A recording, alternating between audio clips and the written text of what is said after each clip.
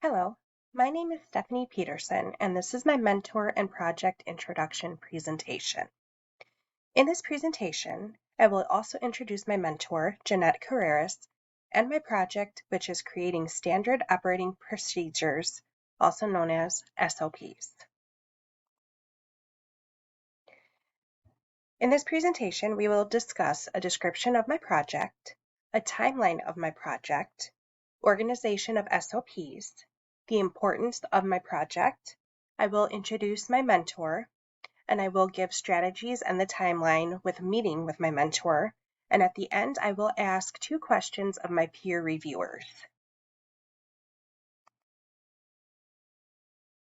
First, for the description of project in the early stage, I will discuss the overview of the project by defining what an SOP is, and then how to create an SOP.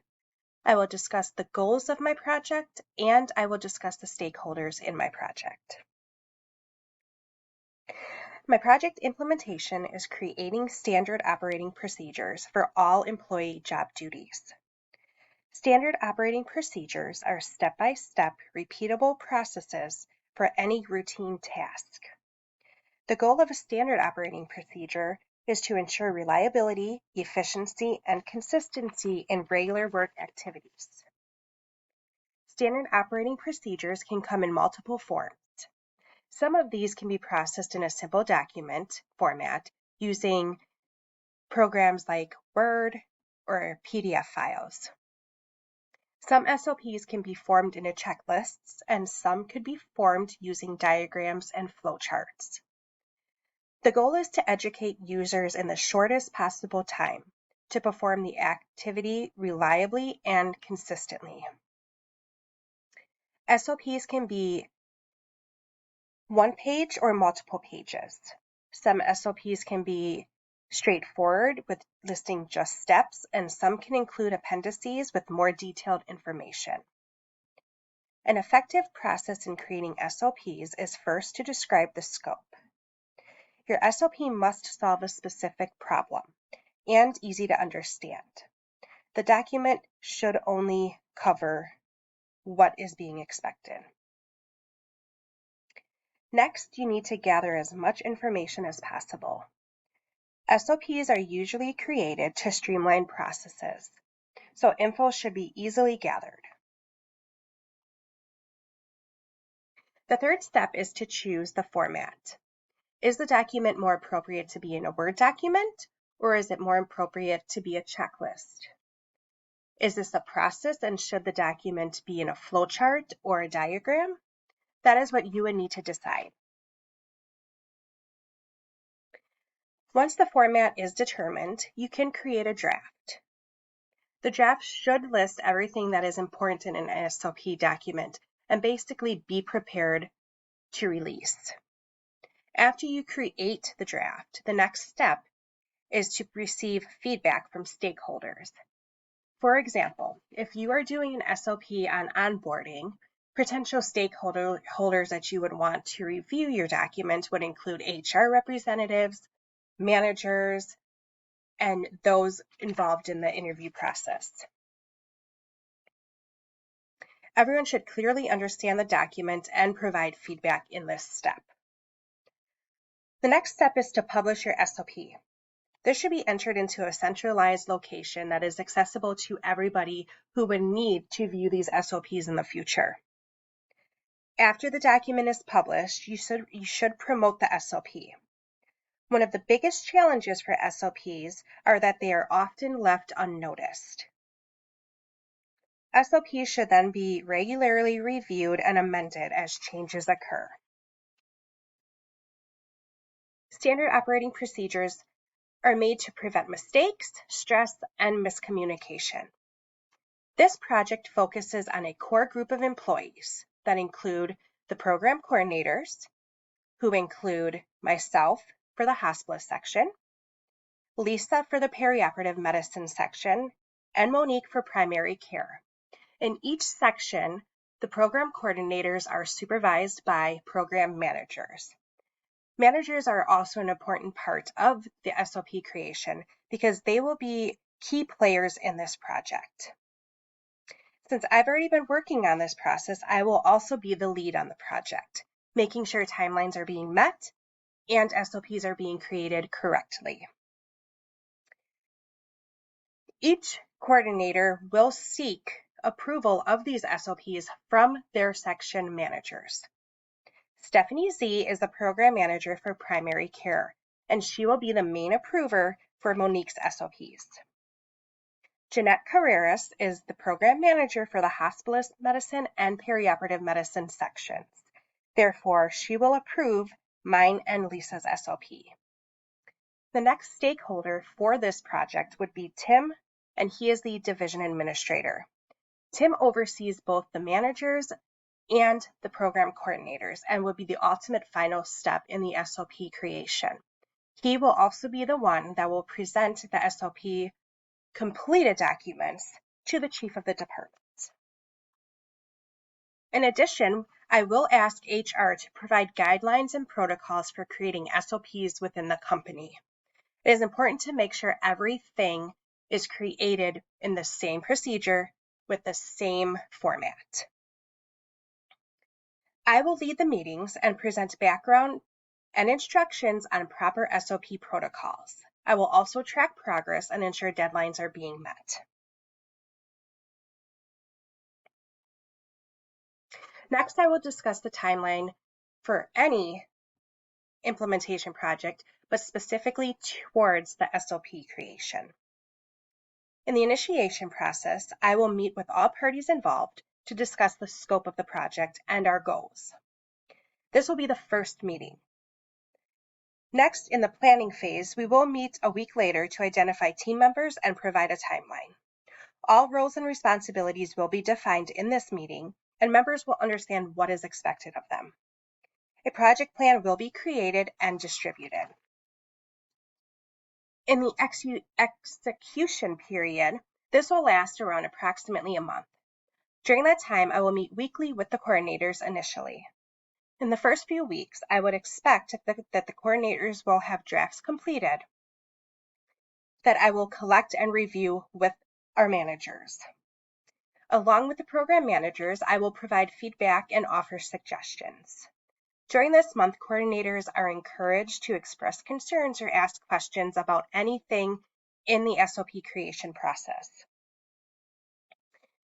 In the monitoring and control period, I will continue to monitor the project's progress. This process will last about 4 months. Coordinators will continue to submit SOPs as they are created. I will continue to provide feedback to the coordinators. Also during this time, I will create the necessary folders and subfolders for each section's SOPs. I will create a tracker spreadsheet so we can monitor changes that are being made and updates that are being made and when they are being made. All SOPs should be completed by July 1st. Managers and division administrators will then approve the organization of the SOPs. I will document and file the SOPs accordingly. Completion of the project will be expected by July 17th. After this date, all of the SOPs should be readily available to every employee who would need to cross-cover on these tasks. Management and myself should continue on after the close of the project. Any changes to the SOPs should be documented, and Stephanie will continue to monitor SOP folders for accuracy.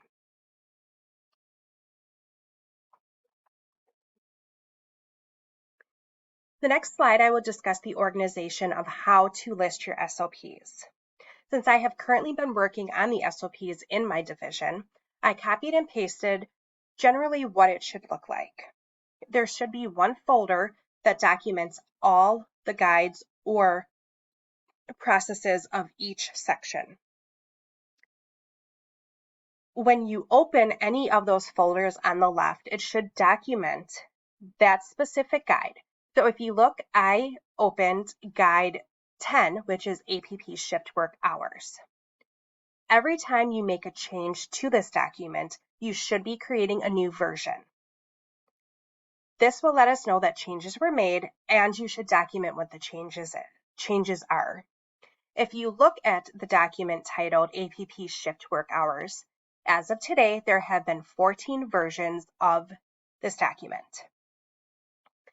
Other ideas to include would be to list who updated the document in case there's any questions on what was changed or who made the changes. As you can see, version 2 was updated by Jeanette, version 3 was updated by Molly, and version 4 was updated by Dunbar, and so on.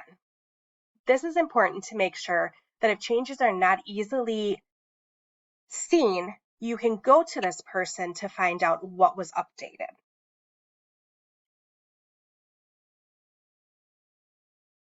Inside the document, this is in the header. It should list what the division is and what the company is. It should also list the title of the SOP, and then it should give the number of the guide, which would be 10, and then the revision would also be on the top. The effective date should list the date of the changes made. So version 14's effective date was February 22nd of 2024. This is a future date, but these are changes that were made with the anticipation that on February 22nd, new policies are taking place. It also lists the pages. So this is page 1 of 7. On the next slide, I did include a copy of what the tracker spreadsheet should look like. If you notice in column A, it does list what the section is.